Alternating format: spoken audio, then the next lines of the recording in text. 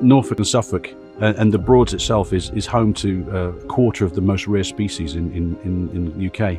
So any work we do, and I think any work the project does, had to go through a very stringent environmental studies and impacts, because you can't, a lot of the species are protected, particularly water voles. And so you're digging up their habitat and putting material on top of their homes, which is a big no-no. So for us, the impact of the project and how we work is very much linked into the environmental best practices.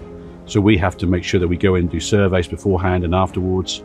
If there are found to be creatures that are protected, then we have to do quite a lot of mitigation before you can even start. So as you can imagine, the planning for this sort of type of work takes a lot of thinking about, a lot of time and money. A lot of the areas are under environmental designations, international ones, particularly Broadland Water. It's under special protection areas and special areas of conservation. A lot of them are sites of special scientific interest. So as well as birds, we have to consider the water voles and reptiles are the main ones. From a wildlife point of view, lots of the species that are associated with what we have on the reserve here are, really reliant on fresh water. Lots of the water on these sites in the Waveney Valley is spring-fed water, or what falls out of the sky, basically. So it's all relatively good quality.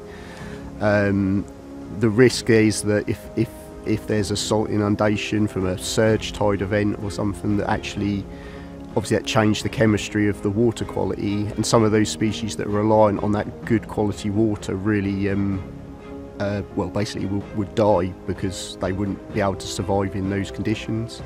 So like a really nice one here is we've got a really rare snail, the shining ram's horn snail, that's like 4 millimeters in size, so tiny, like most people aren't interested in it, but it's a really rare species, but that is affected by water quality as well. So it's quite often with wildlife, it's those little things that you don't see every day that get affected, which then knocks on up the food chain, really. I think there's 20% of the rare species of the UK are found in the Broads. So things like water voles, otter, right through to dragonflies. Sites like this are really good for things like dragonflies and damselflies, again associated to the quality of the water here.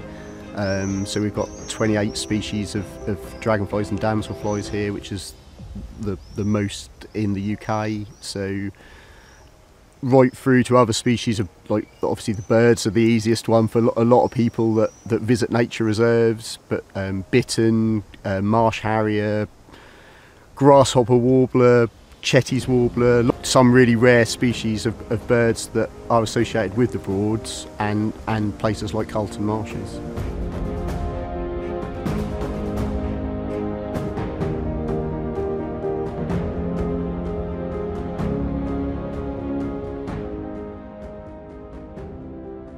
Some of the work that they've done here at Carlton Marshes has really, made it a very productive wildlife site. We were the most productive breed and wader site on the Suffolk coast this year, or at this site, and a lot of that was some of the work that was done through the project. A project like this, managing the flood defences, we will be working quite closely with the engineers, look at the designs they need to deliver the solution, make sure we've got flood resilience, and think about what are the impacts on the environment, both protected species and the environmental, designated sites, etc., and whether or not we need planning. In the Broads, there's a wide diversity of species. You've got the birds, particularly the bittern. You've got lapwing that like to go in the grazer marshes. That's a habitat we're protected by these flood defences. Reptiles, you've got adder, slowworm, grass snake and lizard. Water voles, as well in the ditch network behind the flood banks. Otter swing along the river. Sometimes they come out of the river into like the kind of older car that's behind the flood banks. Swallowtail butterfly, fen mason wasp that's on this reserve here. One of the key species we work with in the Broads is the water vole, and often that's in the borodike I mentioned before. And in order to be lawful and not cause a negative impact on them, you have to see where they are, look at the adjacent areas, and see if we can mitigate by kind of shifting them across the landscape before we go and do the construction works. And that's done by displacement under a licence with Natural England. Watervoles, how we manage most of the environmental concerns with watervole is watervole displacement. We've been doing that for the last 20 or so, well, last 15 or so years. Before that, it used to be trapping and relocation of the animals. But nowadays, displacement, that's manipulation of vegetation where they are and making sure there's suitable adjacent habitat, and that can involve water drawdown as well. In about 2008, we did some research to see how effective this approach was, because it was controversial at the time compared to trapping, which is very expensive and time consuming.